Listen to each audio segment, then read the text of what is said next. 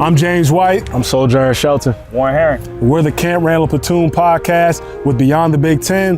We're back here in Madison on campus for Ohio State versus Wisconsin. Gonna do some interviews with some players, gonna tour the facility, talk to some fans as well. Come check us out.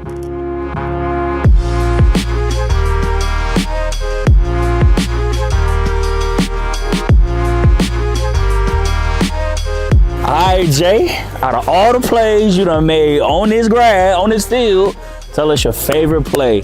My favorite play is from my freshman year, Ohio State. Matches up to this week. They're #1 in the country.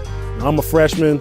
I started bouncing it outside, cut it back, made a few guys miss, scored a touchdown to seal the game. I don't even know what I did to celebrate, but it was I was there for that. Man. Yeah, it was I think Abby Kane jumped on your back. Yeah, man.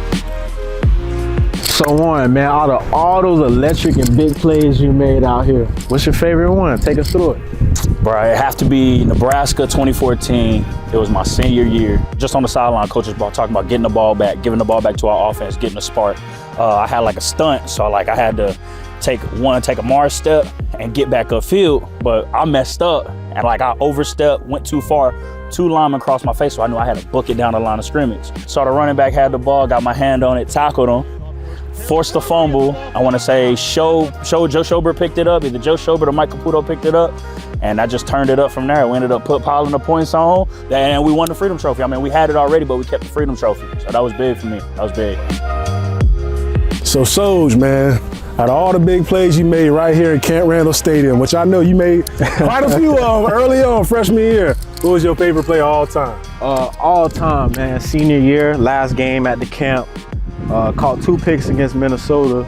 You know how much we don't like them. But my second one, man, the dude ran a post route, played it perfect, stayed on top, caught it. He actually pulled my hand warmer and I ended up double catching it, caught it in, man. It just electrifying moment. Last play here, you always want to go out with a bang, and that was it. Always want to beat Minnesota too. Always want to beat Minnesota.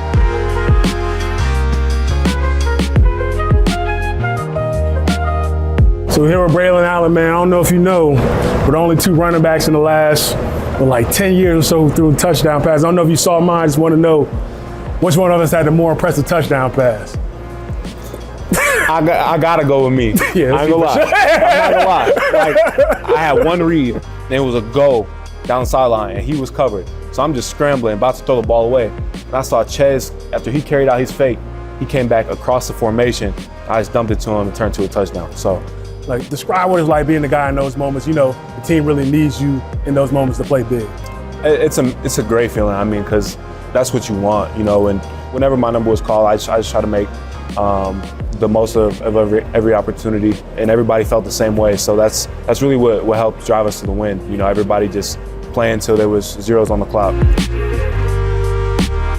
BA, man, so you're a part of an elite company of backs that's come to this school. How does that feel for you? Like you said, just to be even mentioned among that group. I mean, I got a long way to go, in terms of stats and where these guys are statistically and historically. But like you said, I mean, I try to pride myself and put myself among that group with the way that I work and the way that I go about my business and trying to be a pro every single day. So at the end of the day, hopefully it all works out and I can, be among that group statistically, historically, and things like that.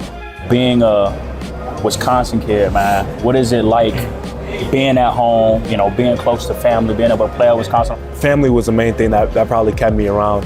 And, having the opportunity to bring my mom, my dad, my siblings to the games.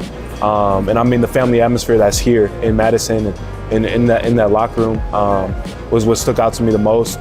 So I gotta say I'm happy with the decision.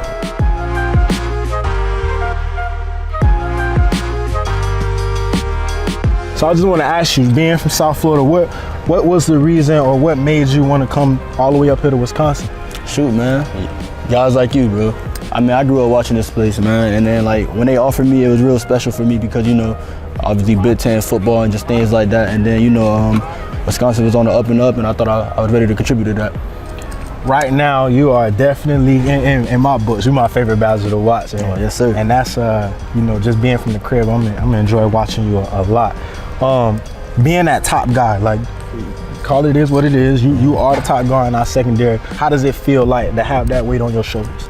Oh, it feels good, man. You kind of want that weight on your shoulder. It's a good thing to have, good problem to have. You know, I just kind of got to uphold that standard every time I step on the field, man. And then, you know, also guys like you, Jamar Fletcher, man, stars guys just to come through here and dominate at the DB position.